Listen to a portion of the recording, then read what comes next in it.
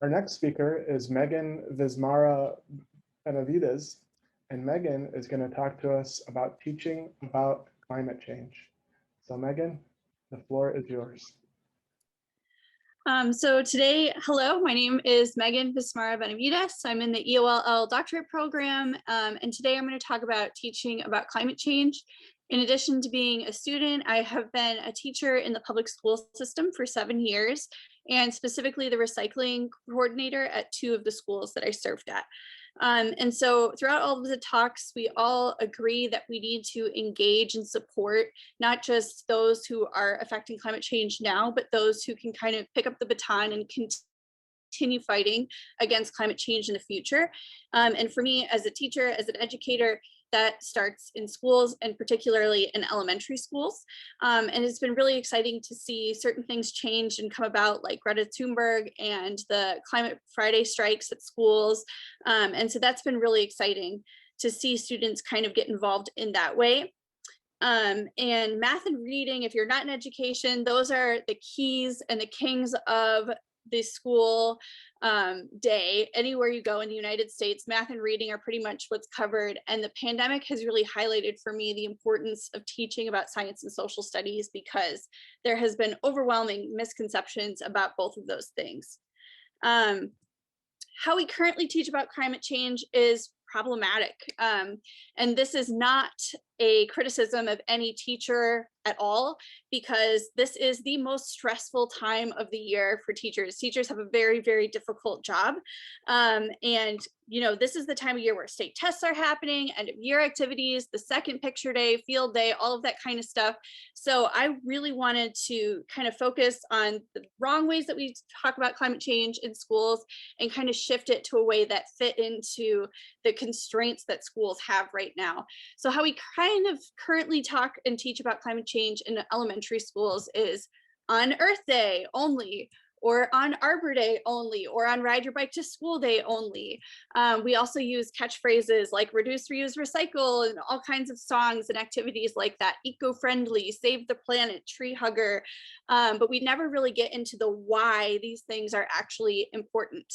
And so kind of to accommodate this very stressful time for teachers, keeping in mind that state tests are coming, all of these kind of crazy things, I wanted to make sure I had a project that hit state standards, that also engaged students in a meaningful way, while also actually had some parts of it that were using reused materials for this, that didn't create more waste as a result of celebrating Earth Day, and also one that fit into all of the other subjects.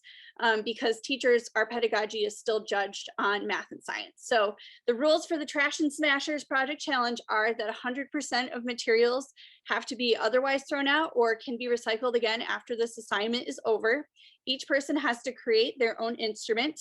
It can be a song or a song of your own invention. So here are some of the ways that I incorporated those other standards that teachers are judged on. So one of the ways is that we talk about what is recyclable. And here I get into the different kinds of plastics and which ones can be recycled, which ones can't be recycled with our municipality. And this gets into really interesting discussions and questions. We also use math by graphing that, by then kind of using that and calculating and showing data with what our classroom specifically recycles. I have also used other teachers, and in some of the videos I'm about to show, you'll see students actually reading off of their own sheet music that they wrote to go with their Trash and Smashers project. And of course, there's always writing reports, creating visual arts and advertising messages, and promoting the green message throughout the school, lots of public speaking opportunities. So I have done this project for 7 years as a teacher. It has been so rewarding and so helpful. And I am really proud that my students participate in reducing climate change, and most importantly, understand why climate change is important and not just a day that we celebrate once a year. So here are a couple samples of music from my favorite Trash and Smashers. Hopefully it will play.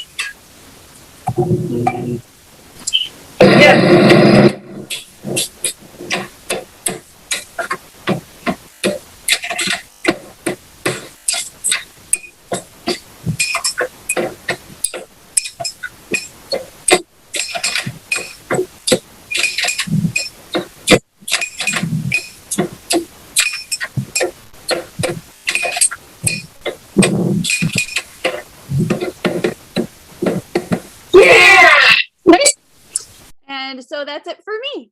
Thank you so much for listening.